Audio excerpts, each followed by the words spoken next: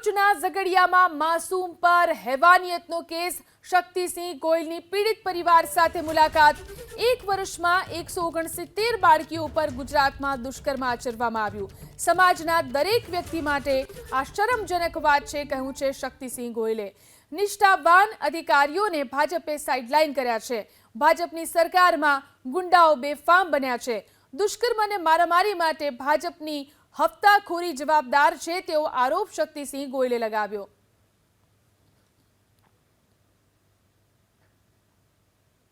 એક વર્ષમાં 169 બાળકીઓ ઉપર આપણા ગુજરાતમાં બળાત્કારની ઘટનાઓ બની છે। અતિશય શરમજનક,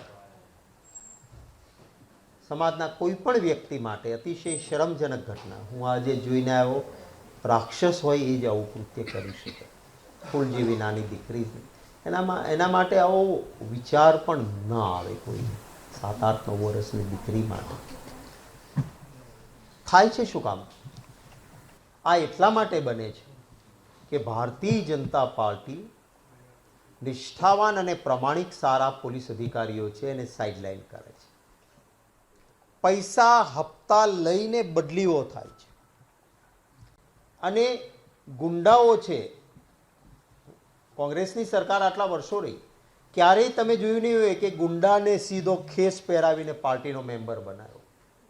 ગુંડાઓ પાસેથી ધન સંગ્રહ કરાવવાનો, ગુંડાઓને કહેવાનું કે આ ચૂંટણી આવે છે ને એટલે તમારે ભાજપને મદદ કરવાની છે અને પછી તમારી ગુનાહિત પ્રવૃત્તિ ચાલુ રાખો। પછી કતલખાનું હોય તોય ભલે, જુગારનો અડ્ડો હોય તોય ભલે, દારૂ, ચરસ કે ડ્રગ્સ વેચાતી હોય તોય ભલે। આ હપ્તાખોરી જે ભારતીય જનતા પાર્ટીની છે એ જવાબદાર છે અને શરમજનક છે આ બાબત। તો ઝઘડિયામાં માસૂમ પર હેવાનિયત અંગે બોલ્યા ગૃહ રાજ્યમંત્રી। માસૂમ પર હેવાનિયત આચરનાર સામે કાર્યવાહી, આરોપી સામે જલ્દી જ ચાર્જશીટ ફાઇલ કરવામાં આવશે, કહ્યું હર્ષ સંઘવીએ। હેવાનને કડકમાં કડક સજા થાય તેવા પ્રયાસ કરવામાં આવી રહ્યા છે, તેવું પણ ગૃહ રાજ્યમંત્રી હર્ષ સંઘવીએ કહ્યું છે।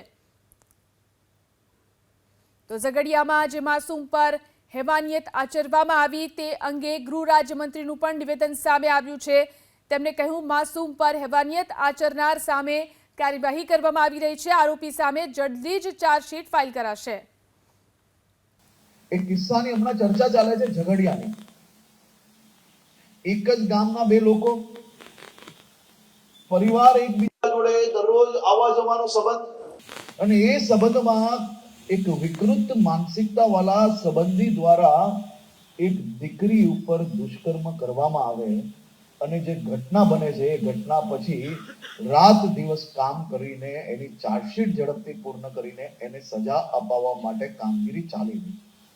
તમે કલ્પના કરો કે તમે જે વ્યક્તિ પર આટલો વિશ્વાસ કરો છો, એક જ ગામના લોકો જો એક સાથે અહીંયા રોજગારી માટે ગુજરાતમાં આવ્યા અને એક સાથે કામગીરી શરૂઆત કરી, એકબીજાના ઘરે અવર જવર હોય અને એ સંબંધનો દુરુપયોગ કરનાર વ્યક્તિ એક દીકરી પર દુષ્કર્મ કરે, એવા બી અનેક કિસ્સાઓ અમે જોયા છે। તેથી સમાજમાં કયા પ્રકારે સંબંધ રાખવો, કેવા લોકો જોડે રાખવો અને એ લોકો જોડે નાની નાની દીકરીઓને આપણે વિશ્વાસ રાખીને એમની જે છૂટ આપતા હોય છે એ આપવી કે નહીં આપવી, એ સમાજે બી ખૂબ ઊંડાણપૂર્વક વિચારણા કરવી જરૂરી છે।